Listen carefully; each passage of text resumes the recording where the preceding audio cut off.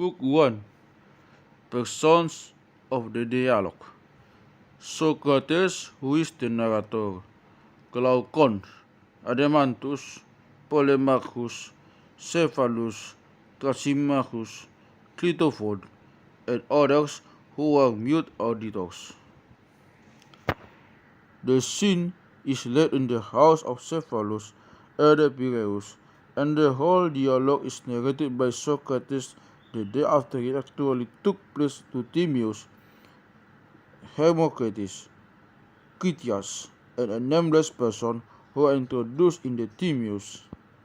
I went down yesterday to the Epicurus with Glaucon, the son of Aristotle, that I might offer up my prayers to the goddess Bendis, the Thracian Artemis, and also because I wanted to see in what manner they would celebrate the festival, which was a new thing. I was delighted with the procession of the inhabitants, but that of the Thracians was equally, if not more, beautiful. When we had finished our prayers and viewed the spectacle, we turned in the direction of the city, and at that instant Polemarchus, the son of Cephalus, chanced to catch sight of us from a distance as we were starting on our way home, and told his servant to run and bid us wait for him. The servant took hold of me by the cloak behind and said, Polemarchus desires you to wait. I turned round and asked him where his master was. There he is, said the youth, coming after you. If you will only wait. Certainly we will, said Glaucon, and in a few minutes Polemarchus appeared, and with him Adeimantus, Glaucon's brother, Niceratus, the son of Nicias, and several others who had been at the procession. Polemarchus said to me, I perceive, Socrates, that you and your companion are already on your way to the city. You are not far wrong, I said. But do you see, he rejoined, how many we are, of course, and are you stronger than all this?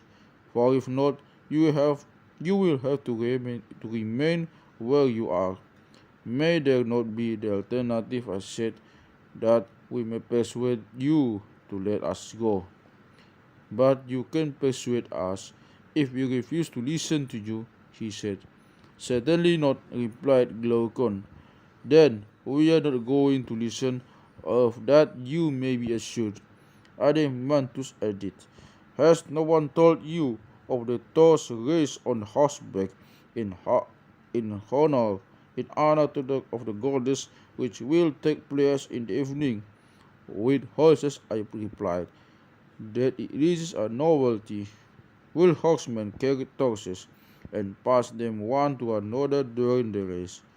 Yes, said Polemarchus, and not only so, but a festival will be celebrated at night, which you certainly ought to see. Let us rise soon after supper and see this festival. There will be a gathering of young men, and we will have a good talk. Glaucon said, I suppose, since you insist, that we must. Very good, I replied. Accordingly, we went with Polemarchus to his house, and there we found his brothers Lysias and Ephidimus, and with them Thrasymachus and Chalcedonian, Carmantides the Penian, and Clitophon the son of Aristonymus. There too was Cephalus the father of Polemarchus, whom I had not seen for a long time, and I thought him very much aged. He was seated in a cushion chair, and had a garland on his head, for he had been sacrificing in the court, and there were some other chairs in the room arranged in a semicircle, upon which we sat down by him.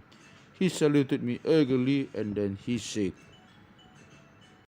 You don't come to see me, Socrates, as often as you ought. If I were still able to go and see you, I wouldn't ask you to come to me. But at my age, I can hardly get to the city, and therefore you should come oftener to the Piraeus.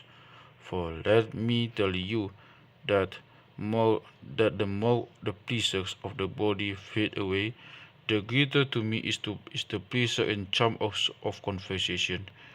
Do not then deny my request, but make our honors your resort, and keep company with these young men. We are old friends, and you will be quiet at home with us.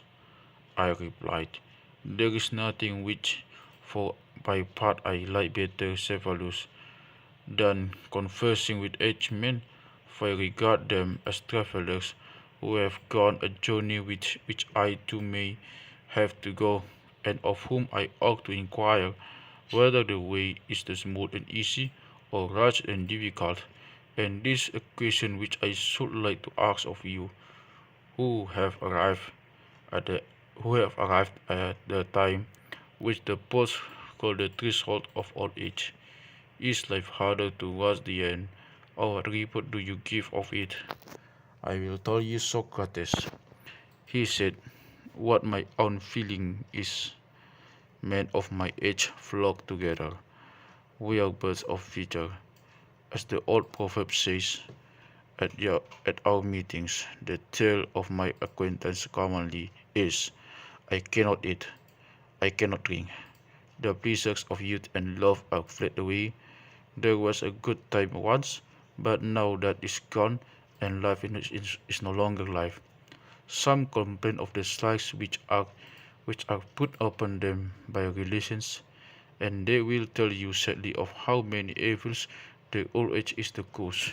But to me, Socrates, these complainers seem to blame that which is not really their fault. For if old age were the cause, I too being old, and every other old man who would have felt as they do. But this is not my own experience, nor that of others whom I have known.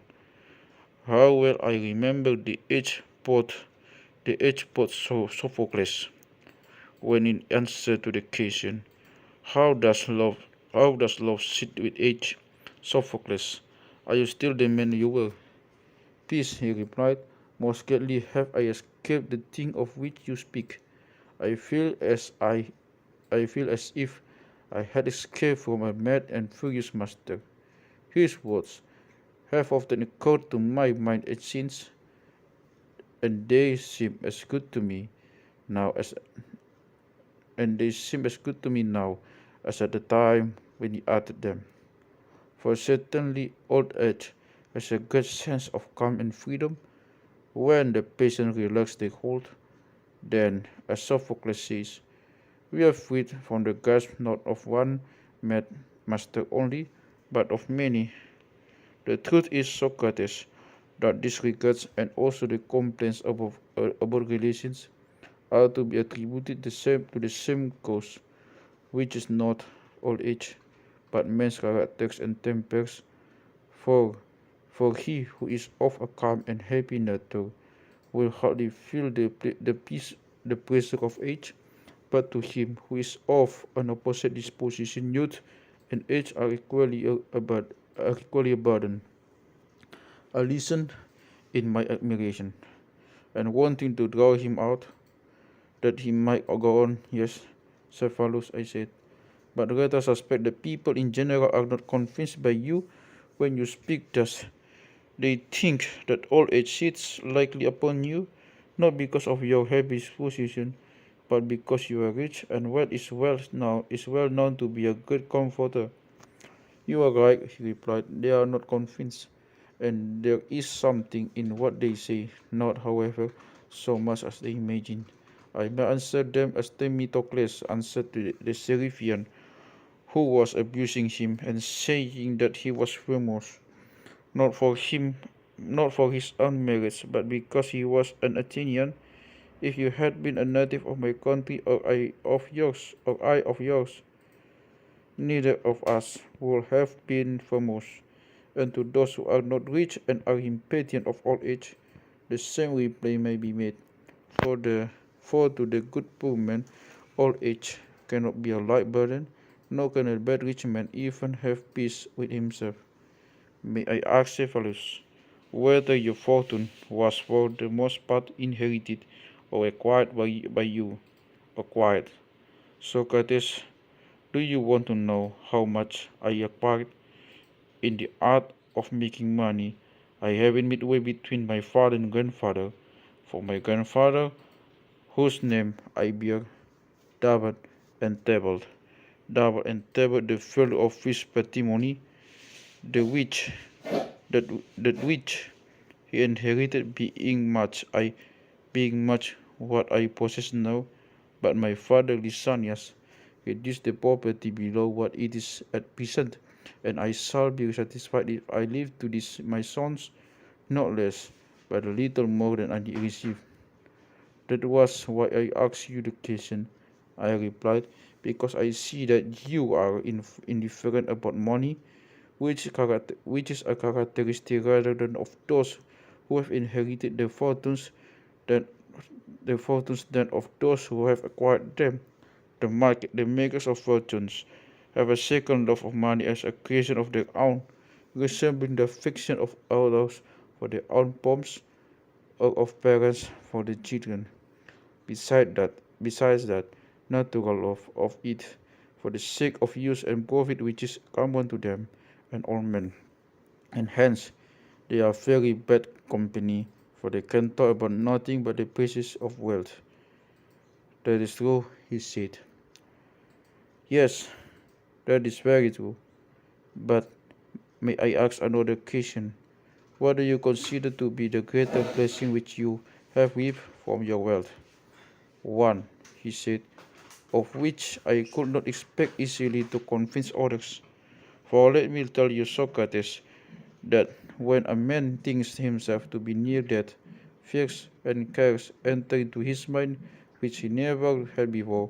The thoughts of a world below and punishment which is exacted there of deeds done here, where once a loving mother to him, but now he is tormented with the thought that they may be true, either from the weakness of age, because he is now drawing nearer to that other place. He has keener view of these things, suspicions, and alarms crowd thickly upon him, and he begins to reflect and consider what wrongs he has done to others. And when he finds that the sum of these transgressions is great, he will many a time like a child start up in his sleep for fear, and he is filled with dark forebodings. But to him, who is conscious of no sin, sweet hope, as Pindar charmingly says, is the kind nurse of his age. Hope, he says, cherishes the soul of him who lives in justice and holiness, and is the nurse of his age and the companion of his journey. Hope, which is mightiest to sway the restless soul of man. How admirable are his words! And the great blessing of riches, I do not say to every man, but to a good man, is that he has had no occasion to deceive or to defraud others, either intentionally or unintentionally, and when he departs to the world below, he is not in any apprehension about offense due to the goods or debts which he owes to men. Now to this now to this peace of mind of the possession of wealth greatly contributes, and therefore I say that thing the setting setting one thing against another are the many advantages which wealth has to give to a man of sense. This in my opinion the greatest.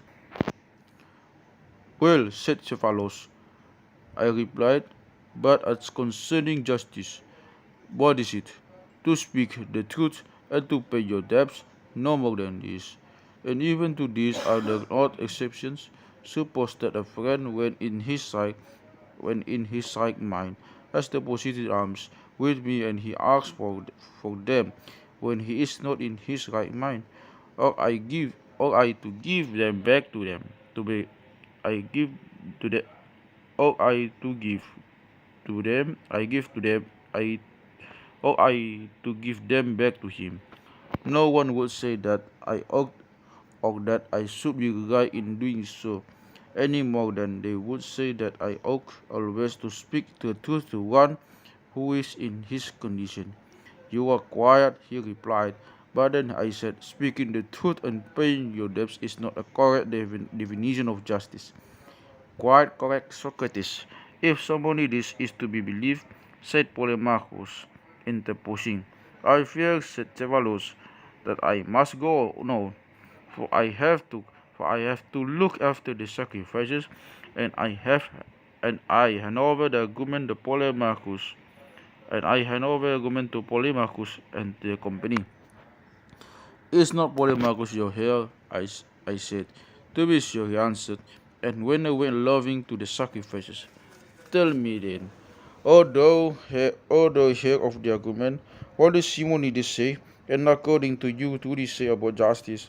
He said that the repayment of a debt is just, and in saying so he appears to me to be right. I should be sorry to doubt the word of such a wise and inspired man, but his meaning, though probably clear to you, is the reverse of clear to me.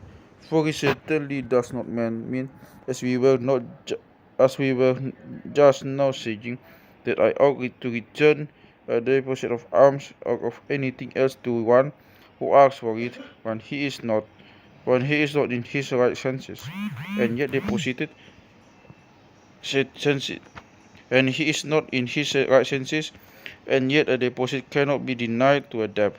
2.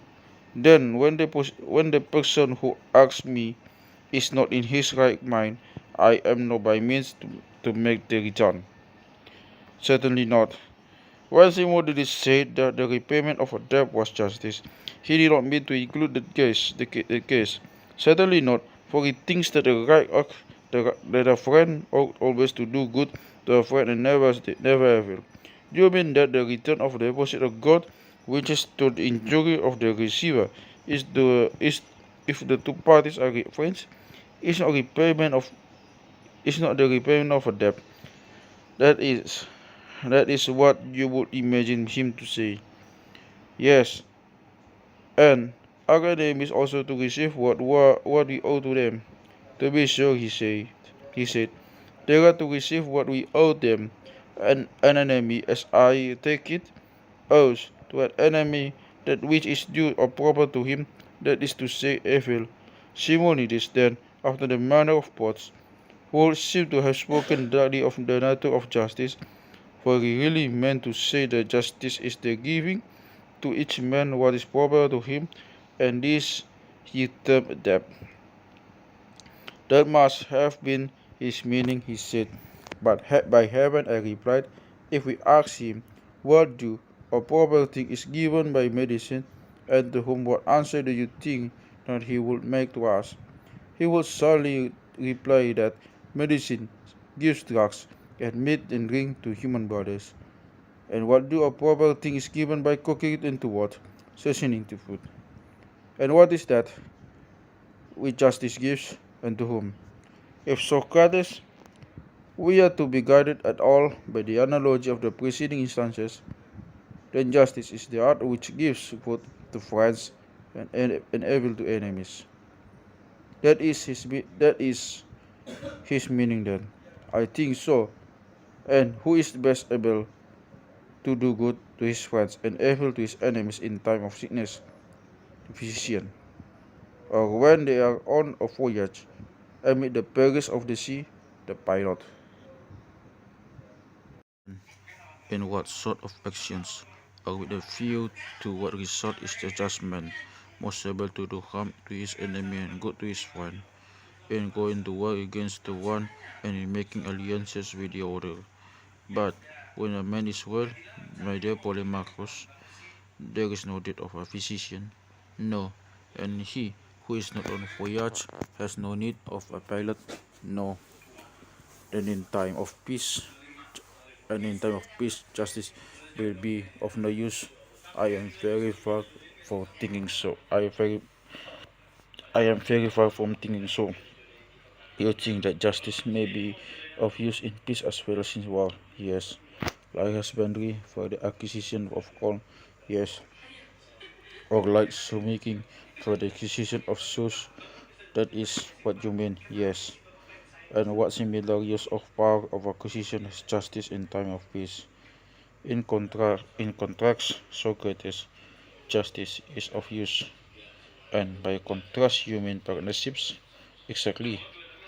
But is the judgment of the skillful player a more useful and better partner at the game of draws the skillful player? And in laying of bricks and stones, is the judgment a more useful or better partner than the builder? Quite the reverse.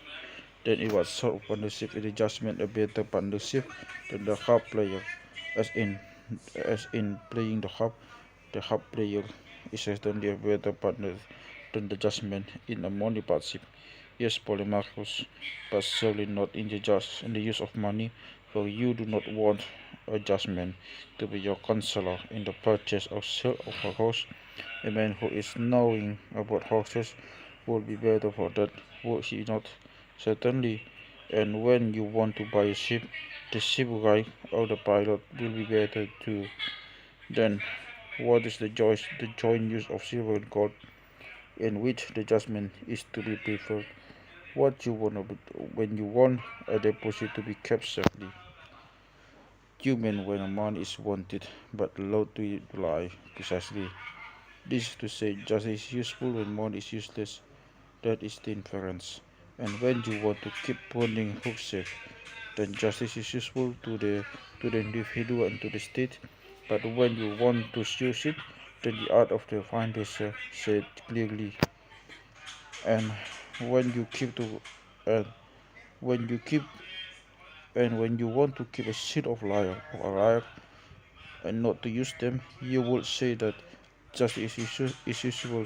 But when you want to use them, then the art of the soldier of the musician, certainly, and so of all of, and so of all other things, justice is useful when they are useless, and useless when they are useful. That is the inference. That justice is not good for much. But let us consider this further point. Is not he who can best strike a blow in a boxing match or in a kind of fighting best able uh, to ward off a blow? Certainly. And when he who is most skillful in preventing escaping from disease is best able to hit one too. And he is the best guard of a camp who is best able to steal a march upon the enemy. Certainly. Then he who is a good keeper for any of and then he who is a good keeper of anything is also a good thief. That I suppose is to be inferred. Then if the judgment is so good at keeping money, he is good at stealing it. That is implied in the argument. That after all the judgment has turned out to be a thief. This is a lesson which I suspect you have learned of must learn out of Homer, for he speaking of Autolycus, the maternal grandfather of Odysseus, who is a favorite of his, affirmed that he was excellent above all men in theft and perjury. And so you and Homer Simonides agree that justice as an art of theft to be practiced, however, for the good of friends and for the harm of enemies. That was what you were saying. No, certainly not that. Though I do not know thou. I do not now know what I did say, but I still stand by the latter words. Well, there is another question, my friends and enemies. Do you do you mean those who are sorely or only deceiving? Surely, he said, a man be expected to love those whom he thinks good and to hate those whom he thinks evil. Yes, but do not persons often err about good and evil? Many who are not good seem to be so in controversy. That is true. Then to them The good will be enemies, and the evil will be their friends. True, and in that case, they will be right in doing good to evil and evil to be to the good, certainly. But the good are just and would not do injustice. True, then according to the argument is and according to the argument, it is just to injure those who do no wrong, nay Socrates, that it is immoral. Then I suppose that we ought to do good to the just and harm to the just. I like that better. See the consequence. Many a man who is ignorant of human nature has friends who are bad friends, and in that case he ought to do harm to them, and he has good enemies whom he ought to benefit. But if so, we shall be saying the very opposite of that we affirm to be the meaning of Simonides. Very true, he said, and I think that we had better correct an error into which we seem to have fallen in the use of the words friend and enemy. What was the error, Polemarchus? I asked. We assume that he is a friend who seems to be or who is thought good. And how is the error to be corrected? We should rather say that he is a friend who is as well as seems good, and that he who seems only and is not good, who only seems to be and is not a friend, and of an enemy the same may be said. You will argue that the good are our friends and the bad are enemies. Yes, and instead of saying simply as we did at first, that it is just to do good to our friends and harm to our enemies, we shall further say it is just to do good to our friends when they are good and harm to our enemies when they are evil. Yes, that appears to me to be the truth, but not just to injure anyone at all. Undoubtedly, he ought to injure those who are both weak in his enemies. When horses are injured, they improve or deteriorated, the latter, deteriorated, that is to say, in the good qualities of horse, not of dogs, yes, of horses. And dogs are deteriorated in the good qualities of dogs and not of horses, of course. And will not men who are injured be deteriorated in that which is the proper in in that which is the proper virtue of man? Certainly, and that human virtue is justice, to be true, to be sure. Then men who are injured are of necessity bad and just. That is the result. But can the musician by his art make men unmusical? Certainly not. Or the horseman by his art make them bad horsemen? Impossible. And can the just by justice make men unjust? Or speaking generally, can the good by virtue make them bad? Assuredly not. Any more than the heat can produce cold, it cannot. A draw in moisture cannot. Nor can the good harm anyone. Impossible. And the just is the good, certainly. Then to injure a friend or anyone else is not the act of adjustment, but of the opposite, who is unjust. I think that what you say is quite true, Socrates. Then if a man says that justice consists is in the repayment of debts, and that good is the debt which a just man owes to his friends, and evil the debt which he owes to his enemies. To say this is not wise, for it is not true. If, as has been clearly shown, the injury of another can be in no case just. I agree with you, said Polemarchus. Then you and I are prepared to take up arms against anyone who attributes such as paying to Simonides or Bias or Epicurus or any other wise man or seer. I am quite ready to do battle at your side, he said. Shall I tell you whose I believe the saying to be? Whose? I believe that Periander or Perdiccas or Sextus or Ismenias the Theban or some other rich and mighty man who had a good opinion of his own power was the first to say that justice is doing good to your friends and harm to your enemies. Most true, he said. Yes, I said, but if this definition of justice also break down, what other can be offered? Several times in the course of the discussion, Thrasymachus had made an attempt to get the argument into his own hands, and had been put down by the rest of the company, who wanted to hear the end. But when Polemarchus and I had done speaking, and there was a pause, he could no longer hold his peace, and getting himself up, he at us like a wild beast, seeking to devour us. We were quite panic-stricken at the sight of him. He roared out to the whole company, "What foolish Socrates has taken possession of all of you all, and why, silly billies, do you knock under the one another? I say that if you want really to know what justice is, you should not only ask an answer, and you should not seek honor to yourself from the reputation of an opponent, but have your own answer, for there is many a one who can ask and cannot answer.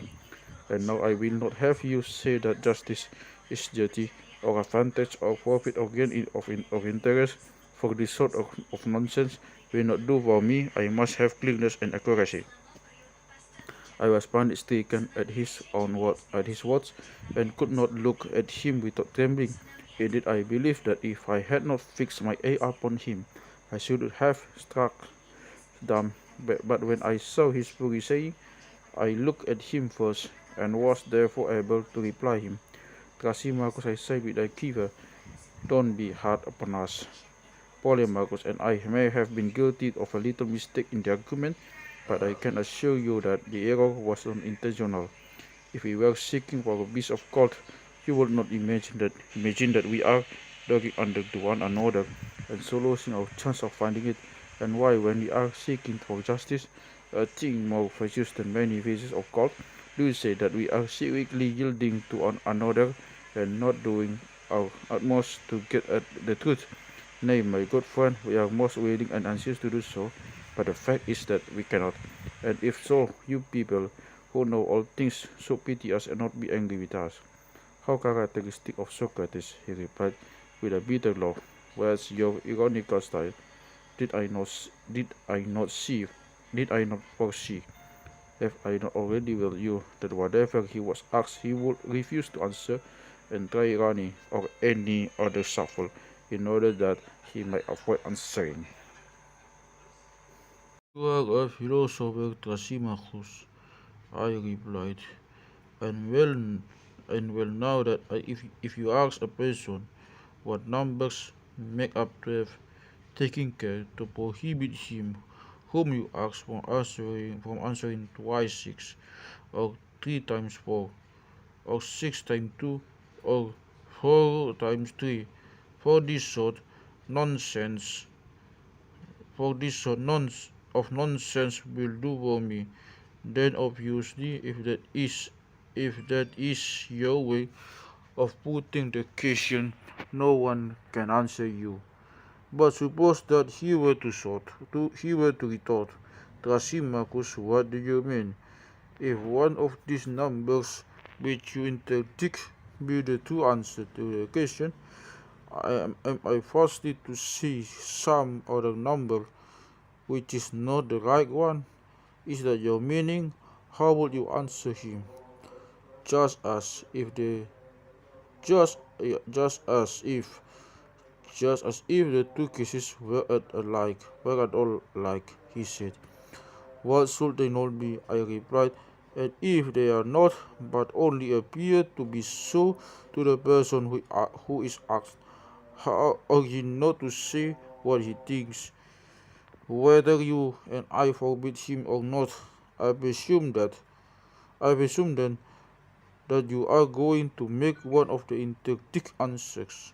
I dare you say that I may, notwithstanding the danger, if after reflection I approve of any of them. But what if I give you an answer about justice, order, and better," he said, "than any of these? What do you deserve to have done to me? As becomes the ignorant, I must learn for the wise that is what I deserve to have done to me, and what, and no payment, Please notion, a pleasant notion. I will pay when I have no money, I replied. But you have Socrates, said Glaucon, and you, Thrasymachus, need be under no anxiety about money, for we will all make a contribution for Socrates. Yes, he will, and then Socrates will do as he always does, refuse to answer himself, but take and pull to pieces the answer of someone else. Why, my good friend, I said, how can anyone answer who knows and says that he knows just nothing, and who, even if he has some faint notions of his own, is told by a man of authority not to utter them? The natural thing is that the speaker should be someone like yourself who professes to know and can tell you what he knows. Will you then kindly answer for the edification of the company of myself, Glaucon, and the rest of the company joined in my request, and Thrasymachus, as anyone might see, was in reality eager to speak, for he thought that he answered an excellent answer, and would distinguish himself. But at first he affected to insist on my answering. At length he consented to begin. Behold, he said, the wisdom of Socrates he refuses to teach himself, and goes about learning of others, to whom he never even says thank you. That I learn of others, I replied, is quite true, but that I am ungrateful I wholly deny. Money I have none, and therefore I pay in praise, which is all I have. And how ready I am to praise anyone who appears to me to speak well, you will very soon find out when you answer, for I expect that you will answer well. Listen, then, he said, I proclaim that justice is nothing else than the interest of the stronger. And now, why do you not praise me? But of course you won't. Let first understand you, I replied. Justice, as you say, is the interest of the stronger. What, Thrasymachus, in the meaning of this? You cannot mean to you cannot mean to say that because Polydamas, the Pancratis, is stronger than we are, and finds the eating of beef conducive to his bodily strength, that of that to eat beef is therefore equally for our good, who are for our good, who are weaker than he is, and right and just for us. That's a opinionated of you, Socrates. You take the words in the sense which is most damaging to the argument. Not at all, my good sir. I said I am trying to understand them, and I wish that you would be a little clearer. Well, he said, have you never heard that forms of government differ? There are tyrannies, and there are democracies, and there are aristocracies. Yes, I know. And there are governors ruling power in each state. Certainly. And the different forms of government make laws democratical, aristocratical, tyrannical, with a view to their several interests, and these laws which are made by them for their own interests, and are the justice which they deliver to their subjects, and him them who transgresses them, they punish as breaker of the law and unjust. And that is what I mean when I say that in all states there is the same principle of justice, which is the interest of the government, as the government must be supposed to have power. The only reasonable conclusion is that everywhere there is one principle of justice, which is the interest of the stronger. Now I understand you, I said, and whether you are right or not, I will try to discover. But let me remark that in defining justice, you have yourself used the word interest, which you forbid me to use. It is true, however, that in your definition the words of the stronger are added. A small addition you must allow, he said. You must allow, he said. Great or small, never mind about that. We must first inquire. We must first inquire whether what you are saying is the truth. Now we are both agree that justice is interest of some sort, but you go on to say of stronger. About this addition I am not so sure, and must therefore consider further. Proceed. I will, and first tell me, do you admit that it is just for subjects to obey the rulers? The rulers, I do, but are the rulers of states absolutely infallible, or are they sometimes liable to err? To be sure, he replied, they are liable to err. Then, in making their laws, they make sometimes them rightly, and sometimes not. True. When they make them rightly, they make them agreeably to their interests. When they are mistaken, contrary to their interests, you admit that? Yes, and the laws which they make must be obeyed by the subjects, and that is what you call justice, doubtless. Then justice, according to your argument, is not only obedience to the interests of the stronger, but reverse. What is that you are saying? He asked. I am only repeating what you are saying, I believe. But let us consider. Have we not admitted that the rulers may be mistaken about their own interest in what they command, and also that to obey them is injustice? Has not that been admitted? Yes.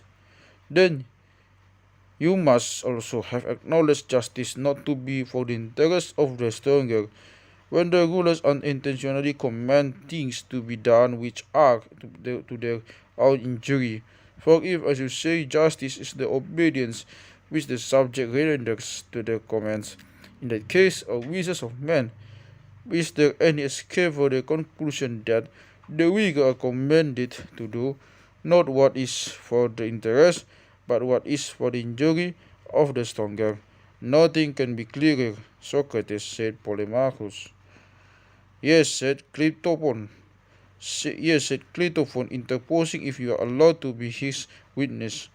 But there is no need of any witness, said Polemarchus, for Thrasymachus himself acknowledges that rulers may sometimes command what is not for their own interest, and that for subjects to obey them is justice. Yes, Polemarchus, Thrasymachus said that for subjects to do what was commanded by their rulers is just. Yes, Cleitophon, but he also said that justice is the interest of the stronger, and while admitting both these propositions, he further acknowledged that the stronger may command the weaker who are subjects to do what is not for his own interest. Once follows that justice is the inquirer is quite as the interest of the stronger. But said Cleitophon,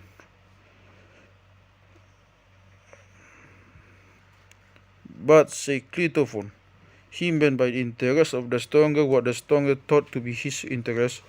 This was what the weaker had to do, and this was affirmed by him to be justice. Those were not his words, rejoining Polemarchus. Never mind, it replied. If he now says that they are, let us accept his statement. Tell me, Thrasymachus, I said, do you mean by justice what the stronger thought to be his interest, whether really so not? Certainly not, he said. Do you suppose that I call him who is mistaken the stronger at the time when he is mistaken? Yes, I said. My impression was that you did so, when you admitted that the ruler was not infallible but might sometimes mistaken. You argue like an informer, Socrates. Do you mean, for example, that he who is mistaken about the sick is a physician in that he is mistaken, or that he who errs in arithmetic or grammar is an arithmetician or grammarian at the time when he is making the mistake is respect of the mistake? True, we say that the physician or arithmetician or grammarian has made a mistake, but this is only a way of speaking, for the fact For the fact is that neither the grammarian nor any other person of skill even makes a mistake insofar as he is what his name implies. They none of err unless their skill fails them, and then they cease to be skilled artists. No artist or sage or ruler errs at the time when he is what his name implies, though he is commonly said to err, and adopted the common mode of speaking. But to be perfectly accurate, since you are such a lover of accuracy, we should say that the ruler, insofar as he is a ruler, is unerring, and being unerring, always commands that which is for his own interest, and the subject is required to execute his commands, and therefore, as I said at first and now repeat, justice is the interest of the stronger. Indeed, Thrasymachus, and do I really appear to you to argue like an informer? Certainly, he replied. And do you suppose that I ask these questions with any design of injuring you in the argument? Nay, he replied, suppose is not the word, I know it, but you will be found it. But you will find out by sheer force of argument you will never prevail. I shall not make that attempt, my dear man, but to avoid any misunderstanding occurring between us in future, let me ask, in what sense do you speak of a ruler stronger whose interest, as you were saying, he being the superior? It is just that the inferior should execute. Is he a ruler in the popular or in the strict sense of term? In the strictest of all senses, he said, and now cheat and play the informer if you can. I ask no quarter at your hands, but you never will be able, never. And do you imagine I said, that I am such a madman as to try and cheat Thrasymachus? I may as well save a lion. Why, he said, you made the attempt a minute ago, and you failed. Enough, I said, of disability. Enough, I said, of disabilities. It will be better that I should ask you a question. It is the physician taken in the strict sense of which you are speaking, a healer of the sick or a maker of money. And remember that I am now speaking of the true physician, a healer of the sick, he replied, and the pilot, that is to say, the true pilot is a captain of sailors, a mayor of sailors, a captain of sailors. The circumstance that he sails and the ship is not to be taken into account. Neither is he to be called the sailor, the name pilot, by which he is distinguished. He, his distinguished has nothing to do with sailing, but is significant of his skill and of his authority over the sailors. Very true, he said. Now I said every art has an interest, certainly, for which the art has to consider and provide. Yes, that is the aim of art. And the interest of any art is the perfection of it. This and nothing else. What do you mean? I mean what I may illustrate negatively by the example of the body. Suppose you were to ask me whether the body is self-sufficing or has wants, I should reply, certainly the body has wants, for the body may be ill and required to be cured, and has the interest to which the art of medicine ministers, and this is the original intention of medicine, as you will acknowledge. I am not right? Quite right, he replied.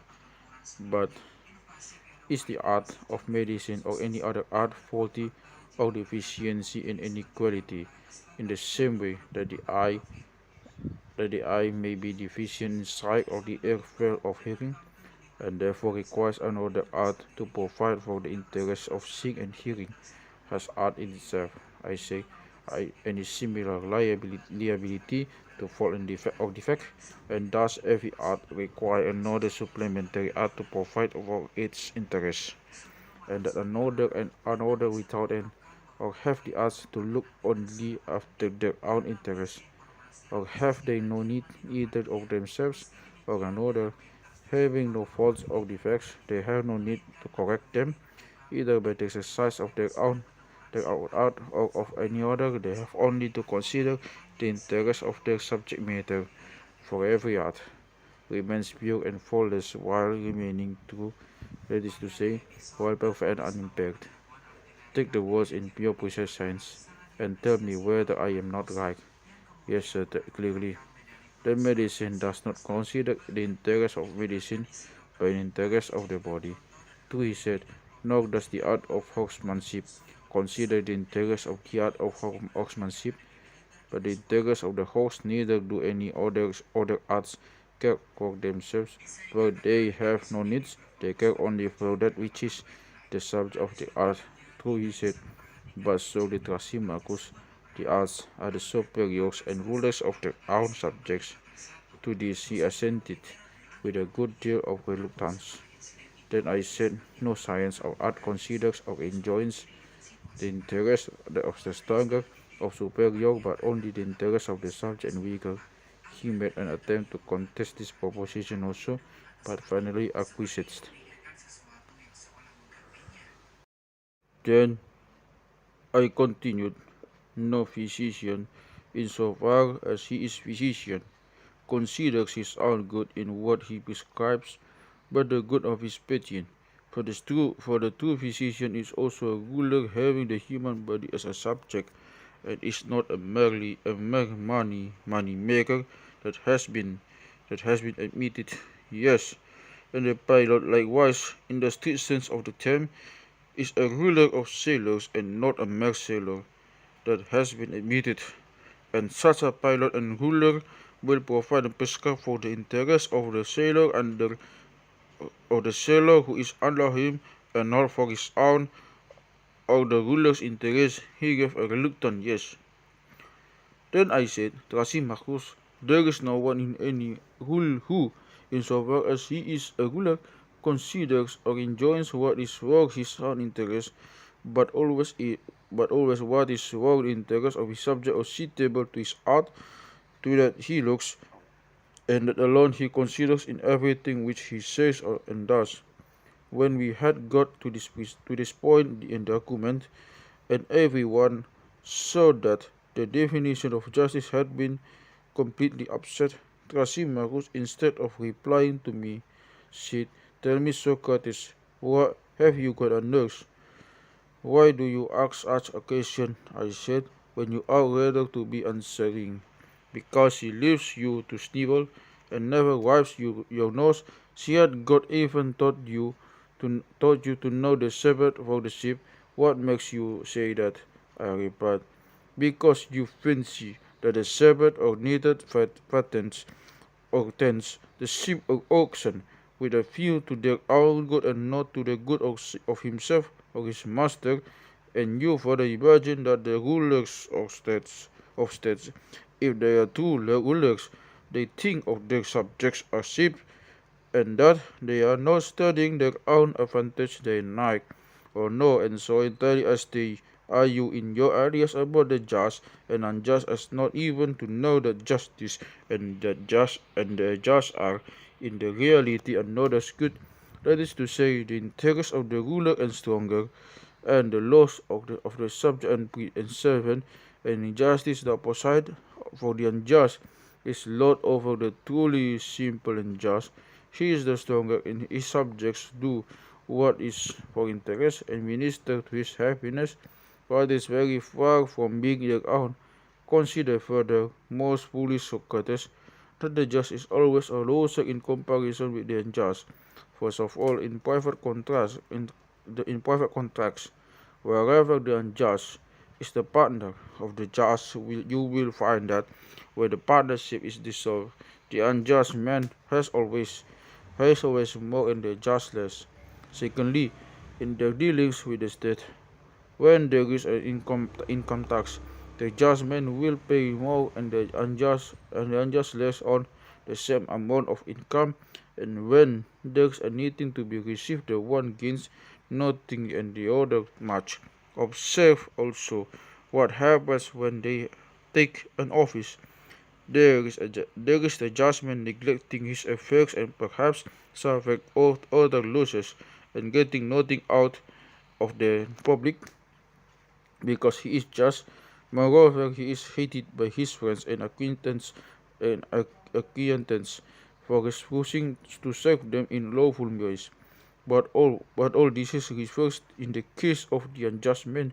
I am speaking, as before, of injustice on large scale, in which the advantage of the unjust is more apparent, and my meaning will be most clearly seen. If we turn to the highest form of the injustice, in which the criminal is the happiest of men, and the sufferers of those who refuse to do injustice, and the most miserable, that is to say, tyranny, which by fraud and force takes away the property of others, not little by little but wholesale, comprehending in one thing sacred as well as profane, private and public, for which acts of wrong, if he were detected perpetrating any one of them singly, he would be punished and incur great disgrace. They who do such wrong in particular case are called robbers of temples and men stealers, but burglars and swindlers and thieves. But when a man, besides taking away the money of the citizens, has made slaves of them, then, instead of these names of reproach, he is termed happy and blessed, not only by the citizens, but by all who hear of his having achieved the consummation of injustice. For mankind censure injustice, fearing that they may be the victims of it, and not because they shrink from committing it. And thus, as I have shown, Socrates' injustice, when on a sufficient scale, has more strength and freedom and mastery than justice, and as I said at first, justice is the interest of the stronger, whereas injustice is a man's own profit and interest. Thrasymachus, when he had thus spoken, having, like a wise man, the luge of ears, and with his words has a mind to go away. But the company would not let him. They insisted that he should remain and defend his position, and I may sever it to my own humble request that he would not leave us. Thrasymachus, I said to him, excellent man, how suggestive are your remarks, and are you going to run away before you have really thought or learned whether they are true or not? Is the attempt to determine the way of man's life or so small a matter in your eyes to determine how life may be passed by each one of us to the greatest advantage?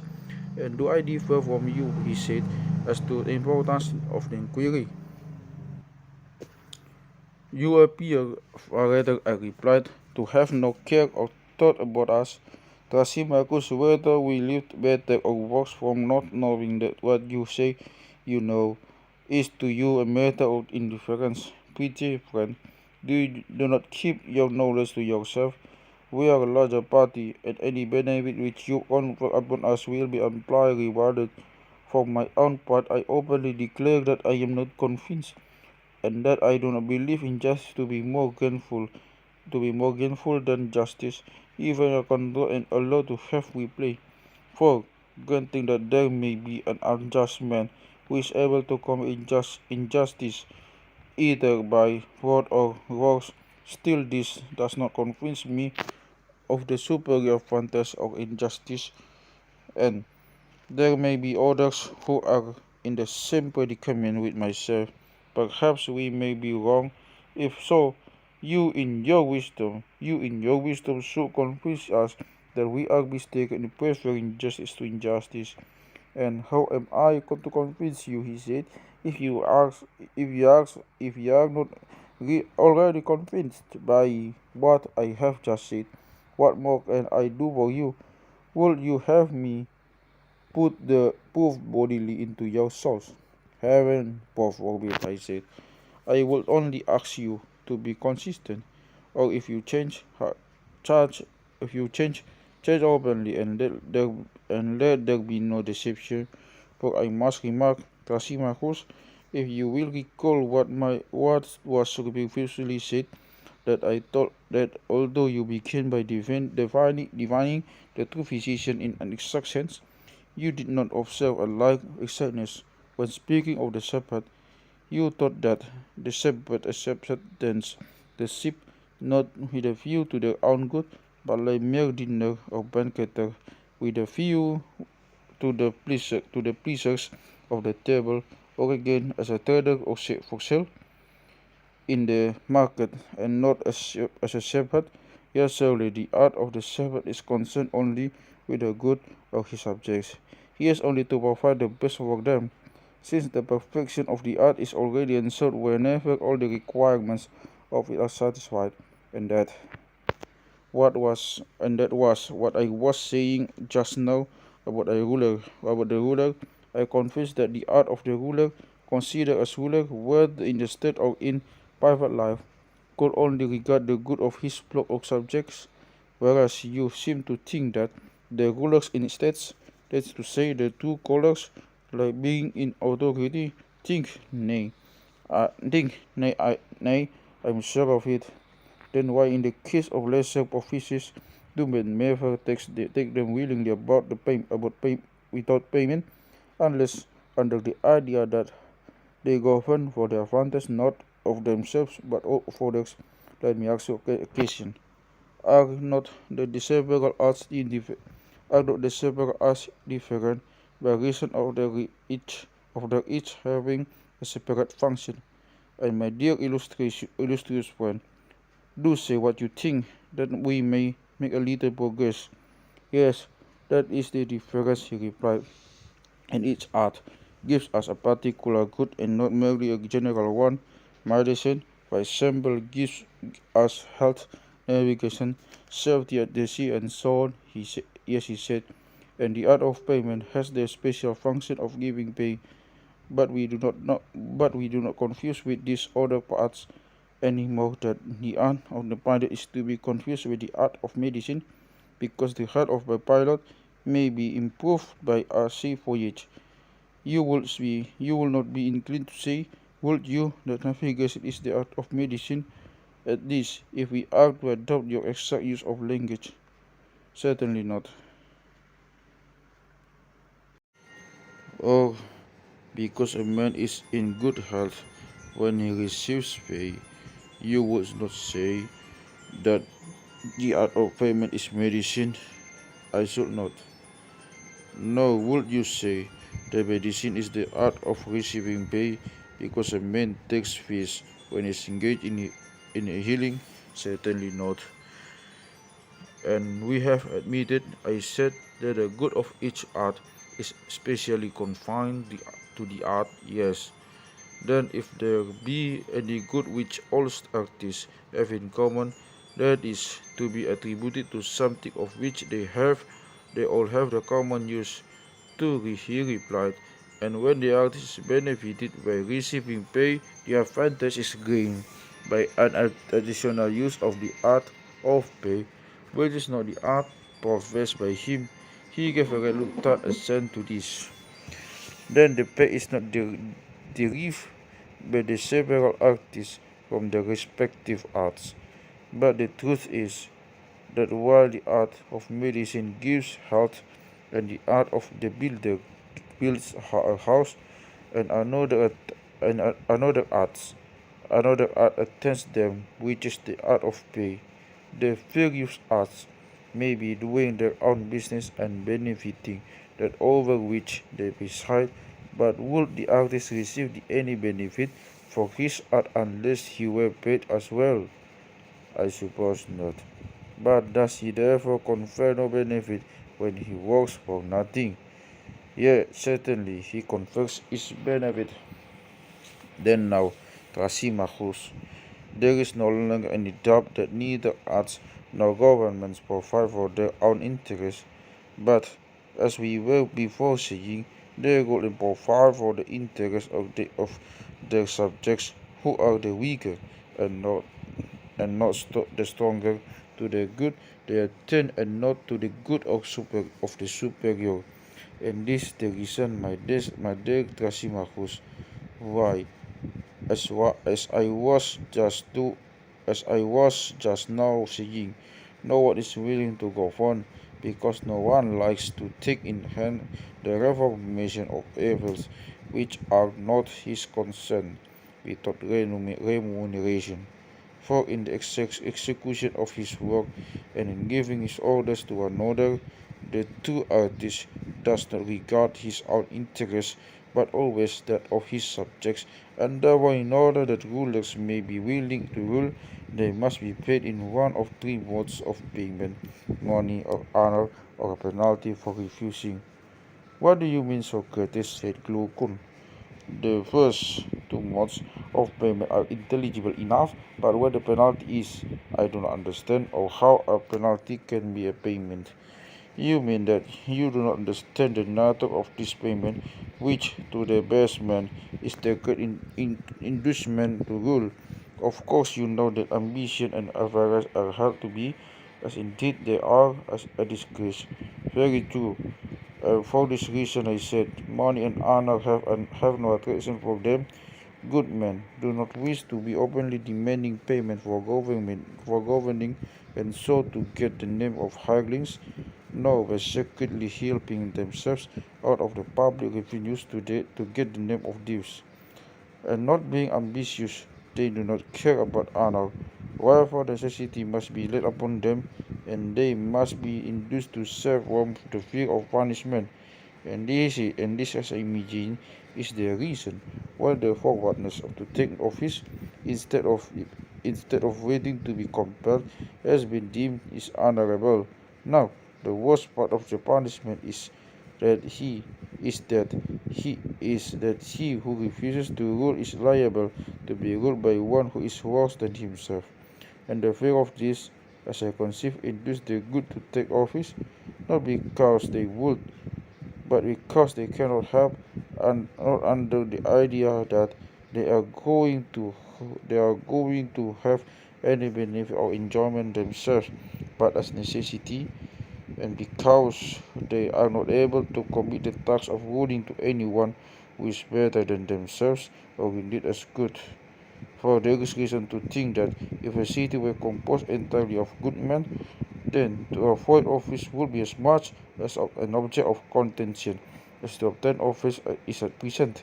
They should have plain proof that the true ruler is not meant by nature to regard his own interests, but that of his subjects, and everyone who knew this would choose rather to receive a benefit from another than to have the trouble of conferring one. So far am I from agreeing with Thrasymachus that just is the interest of the stronger. The latter question need not to be further discussed at present. But when Thrasymachus says that the life of the unjust is more advantageous than that of the unjust, his new statement appears to me to be of a far more serious character. Which of us has spoken truly, and which sort of life, Glaucon, do you prefer? I, for my part, deem the life of the just to be the more advantageous, he answered. Did you hear all the advantages of the unjust when which Thrasymachus were here sick? Yes, I heard him, he replied, but he has not convinced me. Then shall we try to find some way of convincing him, if we can, that he is saying what is true? Most certainly, he replied. If, I said, he makes a sad speech, and we make another recounting all the advantages of being just, and he answers, and we rejoin, there must be a numbering and measuring of the goods which are claimed on either side, and in the end we shall want judges to decide. And but if we proceed in our inquiry as we lately did, by making admissions to one another, we shall unite the offices of judge and advocate in our own persons. Very good, he said. And which method do I understand you to prefer? I said. That which you will propose. Well then, Thrasymachus, I said, suppose you begin at the beginning and answer me. You said that perfect injustice is more gainful than perfect justice. Yes, that is what I say, and I have given you my reasons. And what is your review about them. Would you call one of them virtue and and the other vice? Certainly, I suppose that you would call justice virtue and injustice vice. What a charming notion, so likely to, seeing that I have found injustice to be profitable and justice not. What else then? You would say the opposite, he replied. And would you call justice vice? No, I would rather say sublime simplicity. Then would you call injustice malignity? Malignity? No, I would not rather say discretion. And do the unjust appear to you to be wise and good? Yes, he said, at any rate those of them who are able to perfectly unjust, and who have the power of subduing states and nations. But perhaps you imagine me to be talking of cut pursuits. For even this profession, if the undetected, has advantages, though they are not to be compared with those of which I was just now speaking. I do not think that I misapprehended your meaning. Misapprehend your meaning. Thrasymachus, I replied, but still I cannot hear without amazement that you class injustice with wisdom and virtue, and justice with the opposite. Certainly I do so class them. Now I said, you are you are on more substantial and almost answerable ground, for if the injustice which you were maintaining to be profitable had been admitted by you as by others to be vice and deformity, an answer might have been given to you on received principles, but now I receive that you will call injustice honorable and strong, and to the unjust you will attribute all the unjust qualities which were attributed by us before to the unjust, seeing that you do not mistake to rank injustice with wisdom and virtue. You have guessed more infallibly, he replied. Then I certainly ought not to shrink from going to the argument with the argument, so long as I have reason to think about that you, Thrasymachus, are speaking your real mind, for I do believe that you are now in earnest and are not amusing yourself at your expense. I may be in earnest or not, but what is that to you? To refute the argument is your business. Very true, I said. That is what I have to do. But will you be so good as answer yet one more question? Does the just man try to gain any advantage over the unjust? For otherwise, if he did, he would not be the simple, amusing creature which he is. And would he try to go beyond just action? He would not. And how would he regard the attempt to gain an advantage over the unjust? Would that be considered by him as just or unjust? He would think it just, and would try to gain the advantage, and he would not be able. Whether he would or would not be able, I said, is not the point. My question is only whether the just man, while refusing to have more than another just man, would wish and claim to have more than the unjust. Yes, he would. And what the unjust? Does he claim to have more than the just man, and to do more than is just? Of course, he said, for he claims to have more than all men, and the unjust man will strive and struggle to obtain more than the unjust man of action, in order that he may have more than all. True. We may put the matter thus, I said, the just the just does not desire more than his like, but more than his unlike, whereas the unjust desires more than both his like and his unlike. Nothing, he said, can be better than the statement, and the unjust is good and wise, and the just is neither good. Again, he said, is not the unjust like the wise and good, and the just unlike them?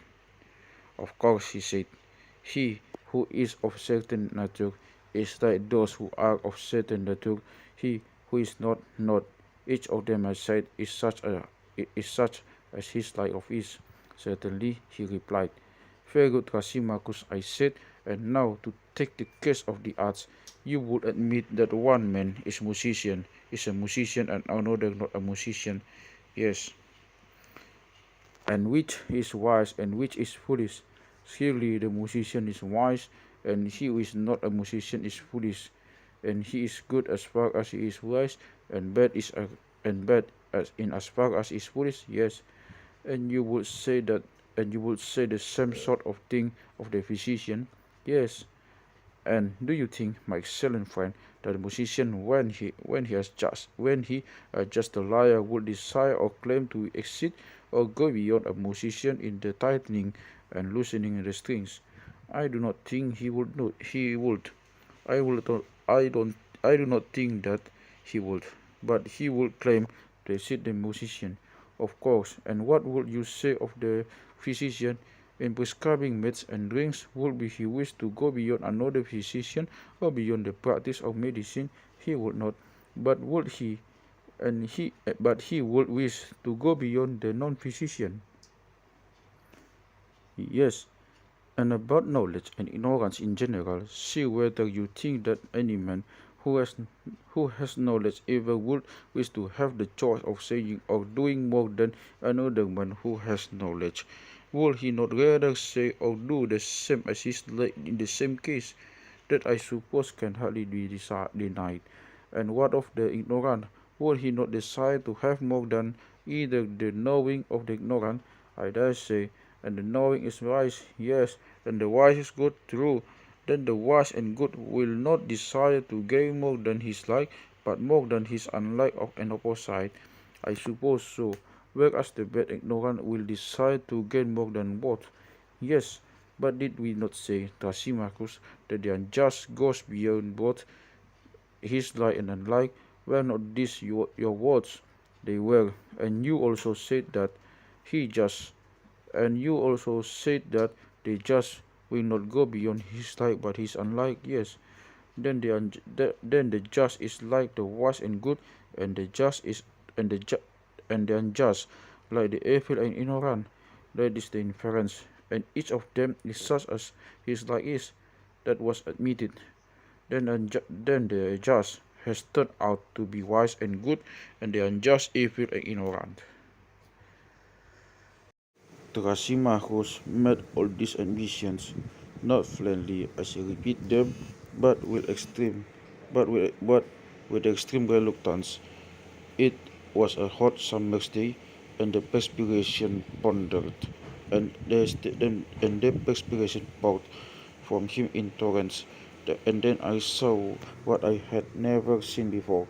Thrasymachus blushing, as we were not agreed that justice was virtue and wisdom, and injustice vice and ignorance. I proceeded to another point. Well, I said, Thrasymachus, that that matter is now settled. But where we not also said, saying that injustice has strength? Do you remember? Yes, I remember. He said, "Do you? But do not suppose that I approve of what you are saying, or no answer, or have no answer. If, however, I were to answer, you would be quite certain to accuse me of haranguing. Therefore, either permit me to have my say out, or if you would rather ask, do so, and I will answer very good, as they say to storytelling, old woman, and will not yes or no. Certainly not, I said, if contrary to your real opinion.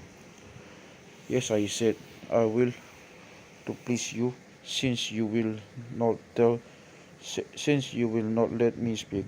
What else you would have? Nothing in the world, I said. And if you are so disposed, I will ask, and you shall answer. Proceed.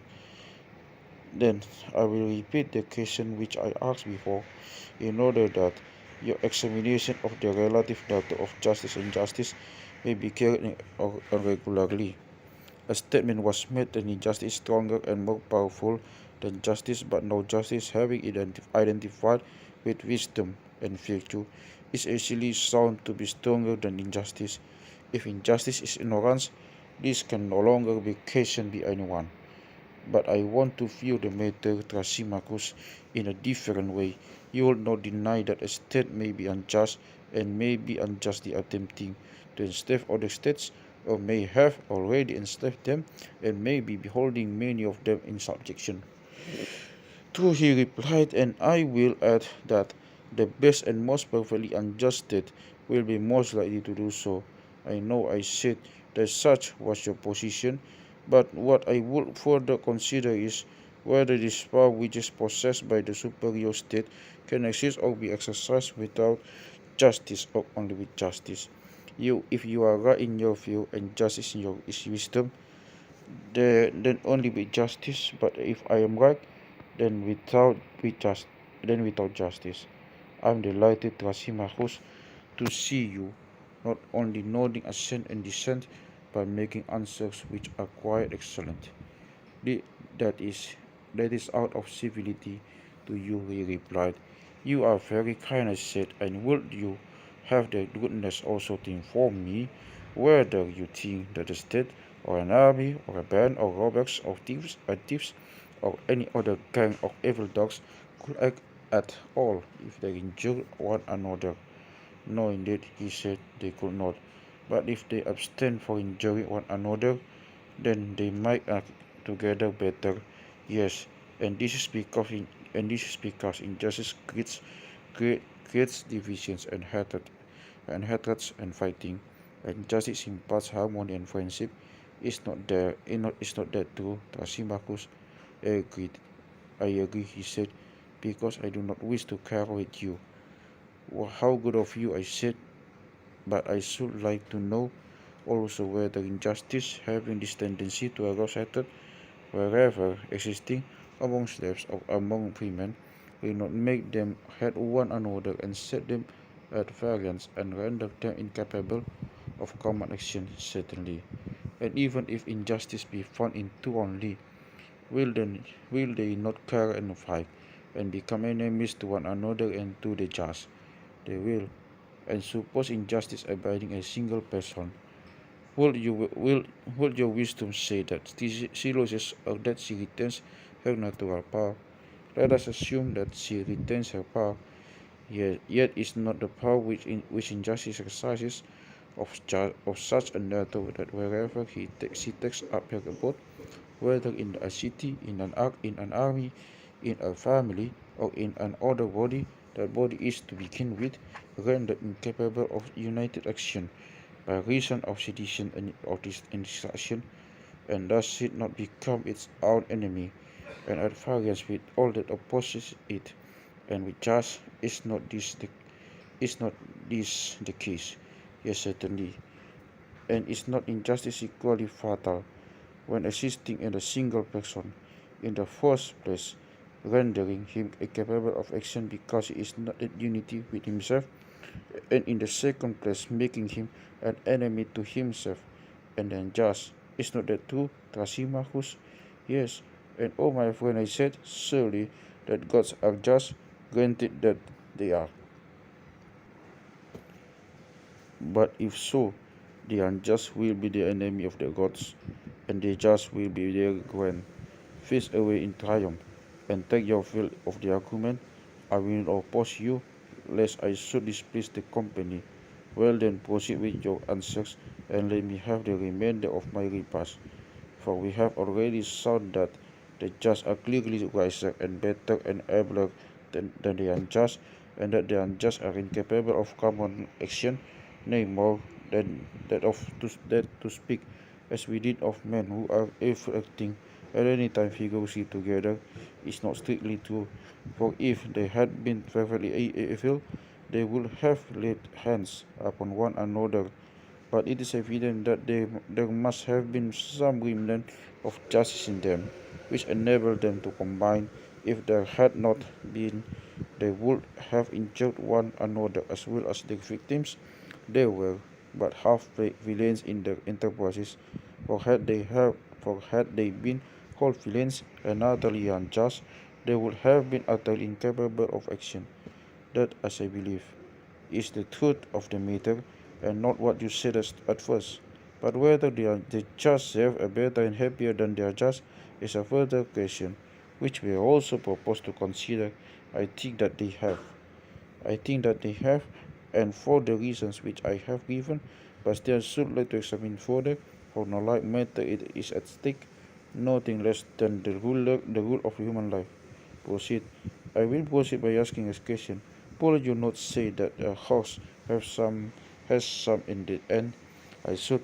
And the end of use of a horse or of anything would be that which could be accomplished or not so well accomplished by another king. I do not understand, he said. Let me explain. Can you see except the eye? Certainly not. Or hear except with the ear? No. This then may be truly said to be the ends of these agons. They may, but you can cut off a fine branch with dagger or with a chisel in many other ways, of course, and yet not so well as with a pruning hook made for the purpose. True, may we not say that this is the end of pruning hook? We may. Then now I think you will have no difficulty in understanding my meaning when I ask the question whether the end of anything will be that which could not be accomplished or not so accomplished by any other thing.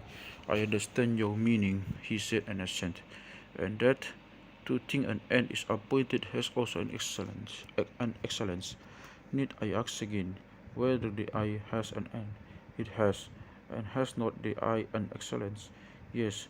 And the ear has an end and an excellence so. True. And the same is true of all other things. They have each of them an end and a special excellence. This is so, that is so. Well, and can the eyes fulfill their end if they are wanting in their own proper excellence and have a defect instead? How can they, he said, if they are blind and cannot see? You mean to say, if they have lost their proper excellence, which is sight, but I have not arrived at that point yet. I would rather ask the question more generally and only inquire whether the things which fulfill their ends fulfill them by their own proper excellence and fellow fulfilling them by their own defect. Certainly, he replied, I may say the same of the ears. When they prove of their own proper excellence, they cannot fulfill their end. True, and the same observation will apply to all other things. I agree. Well, and this well, and has not the soul an end which nothing else can fulfill, for example, to superintend and command and deliberate and the like. Are not these functions proper to the soul, and can they rightly assign to any other? To no other, and is not life to be reckoned among the ends of the soul? Assuredly, he said. And has not the soul an excellence also? Yes. And can she not fulfill her own ends when they prove the excellence? She cannot. Then an evil soul must necessarily be an evil ruler and superintendent, and the good soul a good ruler. Yes, necessarily. And we have admitted that justice. And we have admitted that justice is the excellence of the soul, and injustice the defect of the soul. That has been admitted. Then the just soul, and the just man will live well, and the just man and the unjust man will live ill. That is what your woman proves. And he who lives well is blessed and happy, and he who lives ill the reverse of happy. Certainly. Then the just is happy and the unjust miserable, so be it. But happiness and not misery is profitable, of course. Then, my blessed Thrasymachus, injustice can never be more profitable than justice. Let this, Socrates, he said, be your entertainment be at the Bendidia, for which I am indebted to you. I said, now that you have grown gentle towards me and have left once of scolding. Nevertheless, I have not been well entertained, but that was my own fault and not yours. As an epicurus snatches a taste of every dish which successively brought to the table, he not having allowed himself time to enjoy the one before, so have I gone from one subject to another without having discovered what I saw at first the nature of justice, I left that inquiry and turned away to consider whether justice is fiction or in wisdom, or error and folly, and when there arose a further question about the comparative advantages of justice and injustice, I could not refrain from passing on to that. And the result of the whole discussion has been that I know nothing at all, for I know not what justice is, and therefore I am not likely to know whether it is or is not a virtue, nor can I say whether judgment is happy or unhappy.